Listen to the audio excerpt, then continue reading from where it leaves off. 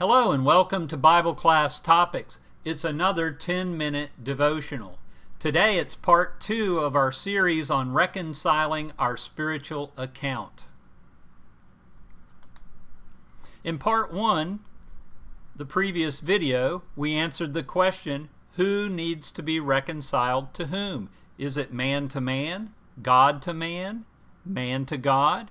We also talked at length about why does man need to be reconciled to God. And we also discussed for a few moments who will bring us the word of reconciliation. We want to continue now with part 2, and the question that we will begin to answer is, how are we to be reconciled to God? Let's talk about God's gift. We have already seen that God provides the means of reconciliation through Christ, when in the previous video we read together 2 Corinthians 5:19 and Romans 5:11. An examination of Colossians 1:20 and 22 shows that this reconciliation comes through the blood and death of Jesus.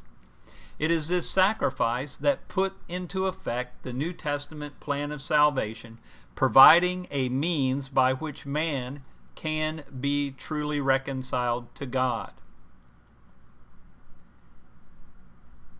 In his word studies on the New Testament, Vincent makes the following comments on Romans chapter 5, verse 10b, concerning God's part in man's reconciliation. Vincent says, reconciliation involves a movement of God toward man with a view to break down man's hostility, to commend God's love, to commend God's holiness to man, and to convince man of the enormity and the consequence of sin. It is God who initiates this movement in the person and work of Jesus Christ. And he suggests that you also see Ephesians 1, chapter 6, and 1 John 4:19. Once man makes the required changes, then we see a corresponding change of relation, not a change of accommodation on God's part. That being removed, which alone rendered him hostile to man, so that God can now receive him into fellowship and let loose upon him all his fatherly love and grace. Also, you might want to take a look at 1 John chapter 1, verses 3 and verse 7.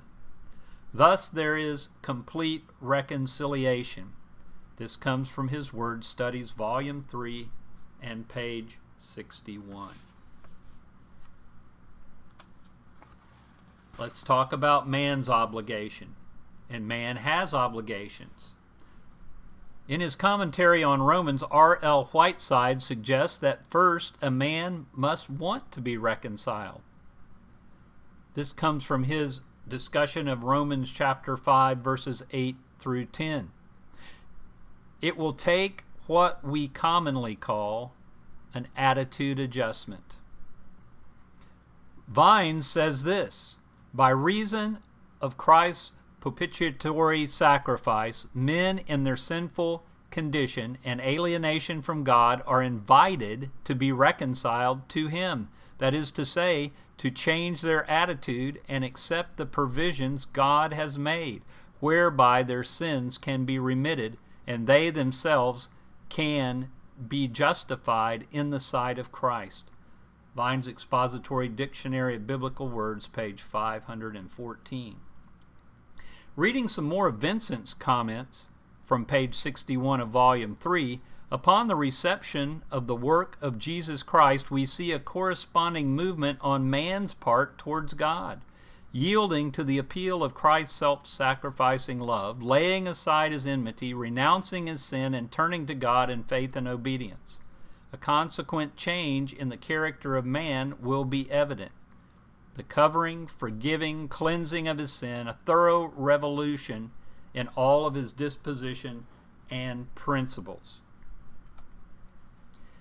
Now, returning to the Apostle Paul, we note once again that man must continue in the faith and not be moved away from the hope of the gospel, as we read in Colossians chapter 1 and verse 23 in video 1 of this particular series. Furthermore, knowing this, that our old man was crucified with him, that the body of sin might be done away with, that we should no longer be slaves of sin, Romans chapter 6, verse 6, or how else can the old things be passed away? 2 Corinthians 5 and verse 17. A further study of the Romans passage would show that submission to water baptism would be required to bring us in contact with the death and the blood of Christ. See Romans 6, verses 3 through 14. Where then will the reconciliation take place? According to Ephesians 2 and verse 16, it will take place in one body. This reconciliation can and will only take place in one body, and that body is Christ. According to Colossians 1 and verse 18, and he is the head of the body, the church, who is the beginning, the firstborn from the dead, that in all things he may have the preeminence. Christ's body today, then, is the church. A belief that man might be reconciled to God separate and apart from the church is not found in the teachings of the Apostle Paul. See Ephesians, the entire letter, and Colossians, the entire letter, where Paul stresses the importance of the church. The results of man's reconciliation to God are these 8 blessed results. And we'll leave this up on the screen so that you can look at it, or perhaps pause the video at this moment and go and read these passages. 8 blessed results of man's reconciliation to God, to come back into agreement with God. 1, peace with God, because we'll no longer be his enemies. We'll have peace with our brethren. We'll be presented before God holy and blameless. We'll no longer be hostile or engaged in evil deeds. We'll be blessed because we'll be able to rejoice. And we'll be blessed because we'll be a new creature. We'll be blessed because we have forgiveness of sins and salvation by Christ's life.